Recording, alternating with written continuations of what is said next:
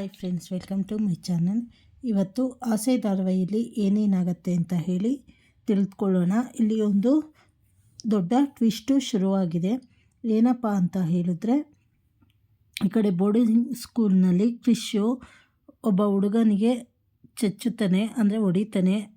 ಹಾಗಾಗಿ ಪೊಲೀಸ್ನವರು ಅವನನ್ನು ಬಂಧಿಸಬೇಕು, ಅರೆಸ್ಟ್ ಮಾಡಬೇಕು ಅಂತ ಹೇಳಿ ಬರ್ತಾರೆ. ಹಾಗೆ ಕೃಷ್ಣ ಬಾಲಾಪರಾಧಿ, ಜೈಲಿಗೆ ಹೋದರೆ ಅವನ ಭವಿಷ್ಯ ಹಾಳಾಗತ್ತೆ ಅಂತ ಹೇಳಿ ಈ ಕಡೆ ಸೂರ್ಯ ಯೋಚನೆ ಮಾಡ್ತಾ ಇರ್ತಾನೆ. ಹಾಗೆ ಪೊಲೀಸರ ಕಾಲು ಹಿಡಿದು ಬೇಡ್ಕೊಳ್ತಾನೆ.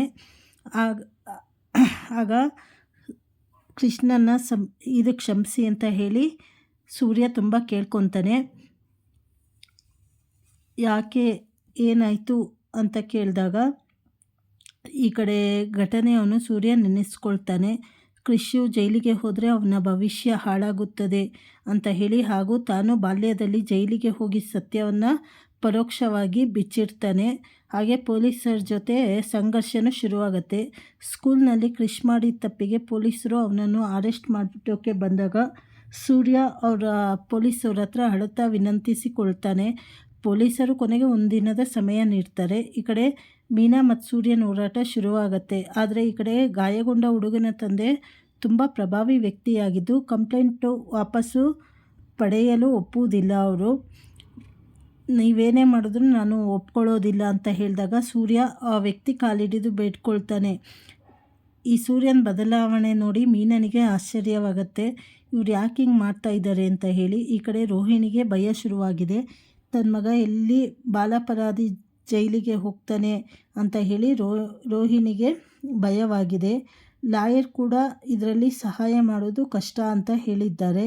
ಈ ಸಂಚಿಕೆಯಲ್ಲಿ ಏನಾಗುತ್ತೆ ಅಂದರೆ, ಈ ಕಡೆ ಸೂರ್ಯನಿಗೆ ಅವನು ಸಣ್ಣ ಹುಡುಗ ಇದ್ದಾಗ ಅವನು ಜೈಲಿಗೆ ಹೋಗಿರ್ತಾನೆ, ಅದೇ ನೆನಪು ಬರುತ್ತೆ. ಮುಂದೆ ಕೃಷಿನ ಹೇಗೆ ಬಿಡುಗಡೆ ಮಾಡ್ತಾನೆ, ಇಲ್ಲಿ ಸೂರ್ಯ ಬಾಲಾಪರಾಧಿ ಆಗಿದ್ನ ಅನ್ನೋದು ವಿಚಾರ ಹೊರಗಡೆ ಬರುತ್ತಾ, ಮೀನಾ ಅದನ್ನು ಹೇಗೆ ತಕ್ಕೊತಾಳೆ ಅಂತ ಹೇಳಿ ಮುಂದಿನ ಸಂಚಿಕೆಗಳಲ್ಲಿ ತಿಳಿದುಕೊಳ್ಳೋಣ. ಇನ್ನು ಏನೇನಾಗತ್ತೆ ಅಂತ ಹೇಳಿ ಮುಂದೆ ಗೊತ್ತಾಗತ್ತೆ. ಈ ಕಡೆ ರೋಹಿಣಿನೂ ಅಷ್ಟೇ ಲಾಯರ್ ಹತ್ರ ಹೋಗ್ಬಿಟ್ಟು ಹೇಗಾದರೂ ಕೃಷ್ಣನನ್ನು ಉಳಿಸ್ಬೇಕು ಅಂತ ಹೇಳಿ ದಾರಿ ಹುಡುಕ್ತಾ ಇರ್ತಾಳೆ. ಅವ್ರು ಹೇಳ್ತಾರೆ, ಲಾಯರು, ಪ್ಯಾನಿಕ್ ಅಟ್ಯಾಕ್ ಸೆಂಟಿಮೆಂಟ್ ಇಲ್ಲದೆ ಏನೂ ಮಾಡಲು ಸಾಧ್ಯ ಇಲ್ಲ ಅಂತ ಹೇಳಿ ತಿಳಿಸ್ತಾರೆ.